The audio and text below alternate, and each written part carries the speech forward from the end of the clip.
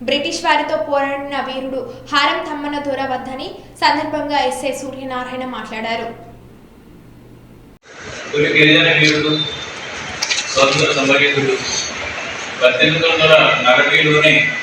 British వారికి వ్యతిరేకంగా పోరాటం చేసి వాళ్ళ ఆధిపత్యాన్ని ప్రశ్నించి గిరిజన ప్రాంతంలో మీకట్టడం ఏంటని ఆ రోజుల్లోనే మధ్యలో ఉండేటువంటి గిరిజనులందరికీ కూడా ధైర్యం ఇవ్వడానికి ఆ రంపటోడూరు ఉన్న క్యాంప్ మీద దాడి చేసి 12 మంది సైనికుల్ని హతమార్చి అప్పటి నుండి 1948 దాకా గిరిల్లా పోరాటాలు చేసి ఆ తర్వాత అదృశ్యమయ్యి పూర్తిగా మొత్తం అజ్ఞాతంలోనే ఉండి 1880 దాకా పోరాటం చేసినటువంటి సుదీర్ఘకాలం పాటు పోరాటం చేసినటువంటి హారం తమ్మన దొర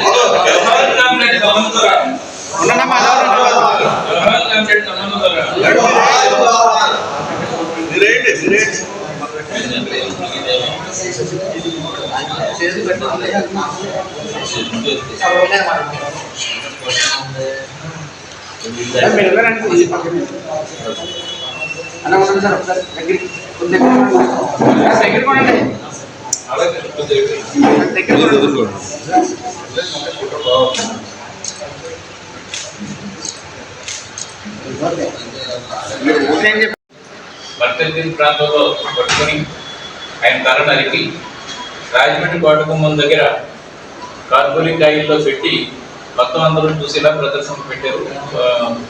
బ్రిటిష్ వాళ్ళకి వ్యతిరేకంగా ఎవరైనా ఉంటే ఈ విధంగా జరుగుతుంది అని చెప్పారు. ఇంత చరిత్ర ఉన్నటువంటి హారం తమ్మన దొర సంబంధించి ఢిల్లీలో జరిగినటువంటి 75 సంవత్సరాలు స్వతంత్ర వచ్చిన సందర్భంగా జరిగినటువంటి ఆ సభల్లో అప్పుడు ఎన్డీఏ ప్రభుత్వం ఆంధ్రప్రదేశ్ నుంచి తొలి గిరిజన వీరుడిగా హారం తమ్మన దొరని స్మరించుకోవడం జరిగింది. అదే సందర్భంలో ఆంధ్రప్రదేశ్ నుంచి 2 వన్య వీరులు ఉన్నారు. తొలితరంలో హారం తమ్మన దొర, తర్వాత తరంలో సీతారాంలో చూసి సాంగ్స్ కూడా ప్రచురించడం జరిగింది. ఇంతటి చరిత్ర ఉన్నటువంటి హారం తమ్మన దొరని మొదటి నుంచి స్మరించుకోవడంలో కానీ ఆయనకి ఇవ్వాల్సినటువంటి ప్రాధాన్యత ఇవ్వడంలో కానీ ప్రభుత్వాలు ఇవ్వడమే ఎన్డీఏ ప్రభుత్వం వాళ్ళు ఐడెంటిఫై చేసి ఈ చరిత్ర అంతా కూడా తీసి ఢిల్లీలో కూడా అసెంబ్లీలో వేసిన తర్వాత మొత్తం ప్రపంచానికి దేశ కూడా అందరికీ తెలిసిన తర్వాత కూడా గత ప్రభుత్వం తగిన ప్రాధాన్యత ఇవ్వలేదు. కాబట్టి ఎన్డీఏ తెలుగుదేశం ప్రభుత్వం హారం తమ్మన దొరకి తగిన ప్రాధాన్యత ఇవ్వాలని, అదేవిధంగా ఆయన కుటుంబ సభ్యులు కూడా 1880 దాకా కూడా అజ్ఞాతంలో ఉన్నారు. ఎందుకంటే 1880లో ఆయన బందపల్లి ముఠాదారు, రంపటోడూరు బందపల్లి ముఠాదారు, ఆ ముఠాదారుగా కూడా 18 ప్రాంతంలో పట్టుకొని ఆయన తల నరికి రాజమండ్రి కోటగుమ్మం దగ్గర కార్గోలి కాయిల్లో పెట్టి మొత్తం అందరూ చూసేలా ప్రదర్శన పెట్టారు. బ్రిటిష్ వాళ్ళకి వ్యతిరేకంగా ఎవరైనా ఉంటే ఈ విధంగా జరుగుతుంది అని చెప్పారు. ఇంత చరిత్ర ఉన్నటువంటి హారం తమ్మన దొర సంబంధించి ఢిల్లీలో జరిగినటువంటి 75 సంవత్సరాలు స్వతంత్ర వచ్చిన సందర్భంగా జరిగినటువంటి ఆ సభల్లో అప్పుడు ఎన్డీఏ ప్రభుత్వం ఆంధ్రప్రదేశ్ నుంచి తొలి గిరిజన వీరుడిగా హారం తమ్మన దొరని స్మరించుకోవడం జరిగింది.